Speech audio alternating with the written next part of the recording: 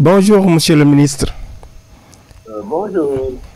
Nous sommes avec le ministre Dr Alioune Dione. Vous êtes le ministre de la microfinance, de l'économie sociale et solidaire.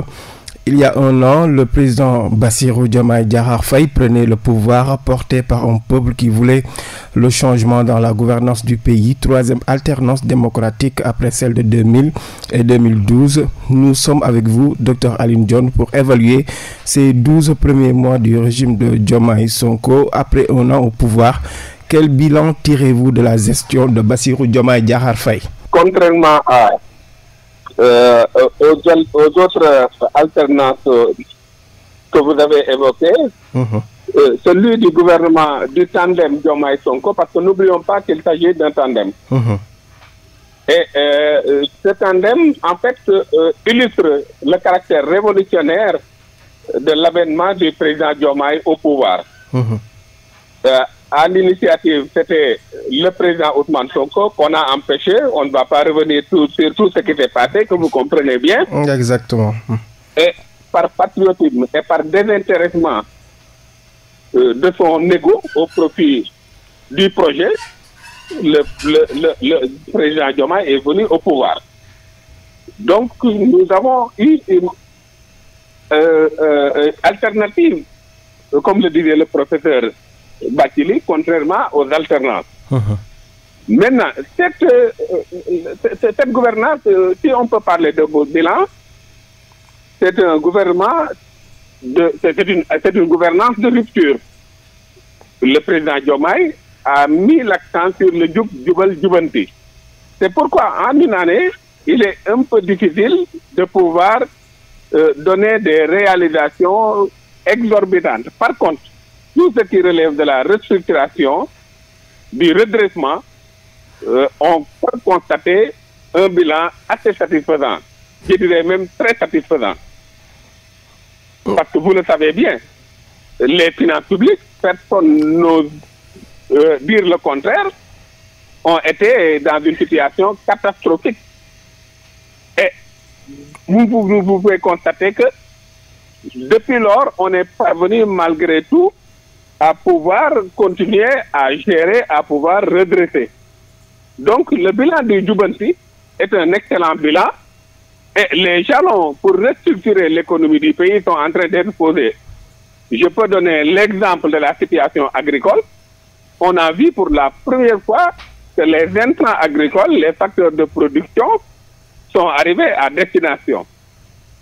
Et si vous prenez d'autres secteurs également, il y a un redressement qui se fait à tout point de vue. Donc, pour l'instant, on peut dire qu'en une année, véritablement, on a pu redresser le pays, étant entendu qu'on est venu dans une situation extrêmement catastrophique, chaotique même. C'est la raison pour laquelle on comprend maintenant tout cet acharnement qui avait abouti à vouloir reporter les élections, peut-être pour, disons, masquer toutes ces dérives, tout ce qui s'est passé jusque-là en travers la malgouvernance. Oui, quelles sont les avancées notées dans votre département, Dr Alioune Dione? Voilà, je crois que mon département peut être une illustration pour vous montrer les jalons de restructuration qu'on a posés. Et c'est ce qui se passe d'ailleurs dans tous les départements. Je donne un exemple. La loi d'orientation sur l'économie sociale solidaire, par exemple, c'est une très bonne loi. Nous félicitons le régime précédent par rapport à l'avènement de cette loi. Par contre, il n'y avait pas de politique d'économie sociale solidaire parce que la loi avait tout dégagé, mais rien n'avait été fait. Pour illustration, de 2022 à 2024, l'élément majeur qui permet de mener une bonne politique d'économie sociale solidaire à travers l'octroi d'agréments qui suppose une identification, a vu pour ce régime 3. De 2022 à 2003, il n'y a que 3 agréments. Vous prenez maintenant en 12 mois, je dirais même 11 mois. En 11 mois, on en est à 223 agréments. Donc, en moins d'un an, on fait 223, alors qu'en 2 ans, il n'y a eu que 3 agréments. Ça, c'est un élément. Sur sur les autres éléments, je donne un autre exemple, le fonds d'appui à l'économie sociale solidaire, qui est en réalité un mécanisme qui permet de promouvoir l'économie sociale solidaire. Il n'y avait pas de visibilité par rapport à l'orientation de ce fonds.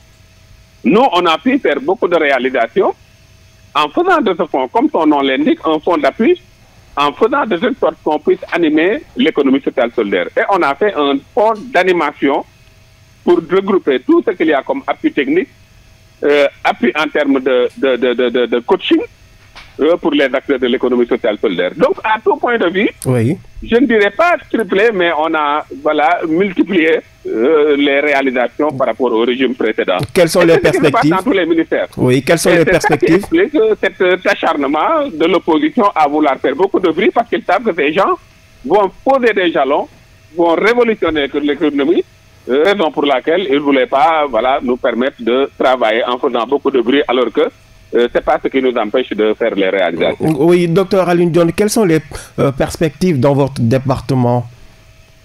Les perspectives dans notre département, c'est d'abord de faire comprendre l'enjeu de l'économie sociale et solidaire à travers l'articulation microfinance et économie sociale solidaire, d'une part, mais également de pousser l'ensemble des concitoyens à aller vers la production solidaire.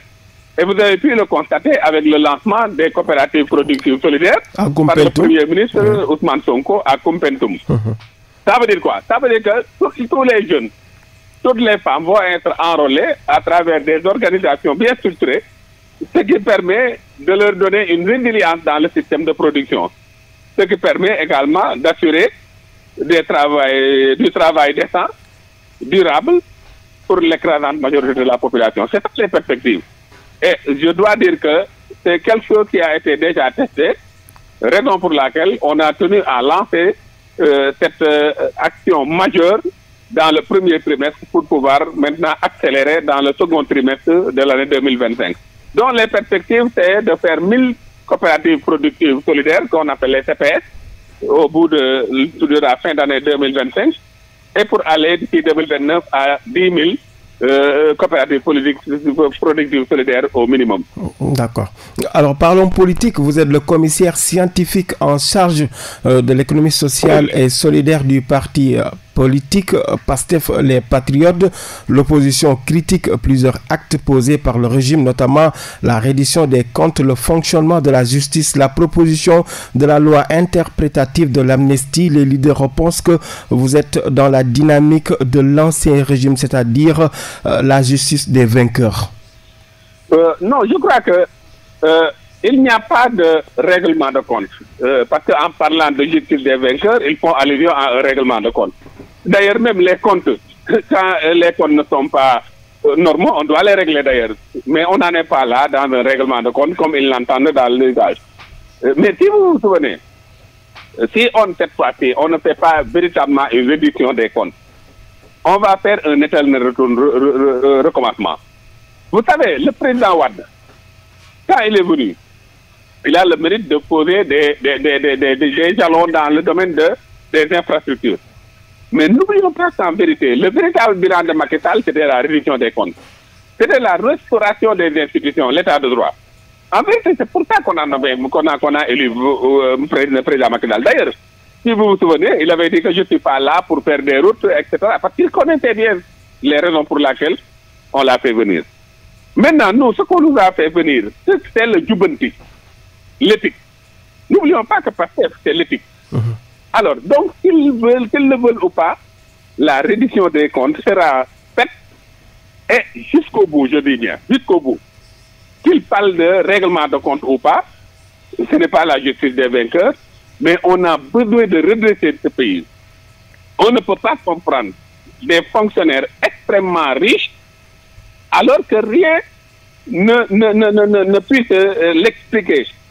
Et de l'autre côté, on a vu que les finances publiques ont été plombées par la malgouvernance, la corruption. Donc si nous ne le faisons pas, ça veut dire que nous voulons faire comme eux. Donc on est obligé de faire une véritable réduction des comptes et ça n'a rien à voir avec un règlement de compte comme ils veulent le faire supposer en faisant le tour des khalifes généraux. Heureusement, les khalifes ont bien compris parce que le pouvoir en place avait très tôt sensibilisé ces chefs religieux sur la situation qu'on a trouvée sur place. À Touba, on les invite au patriotisme en parlant de nationalisme.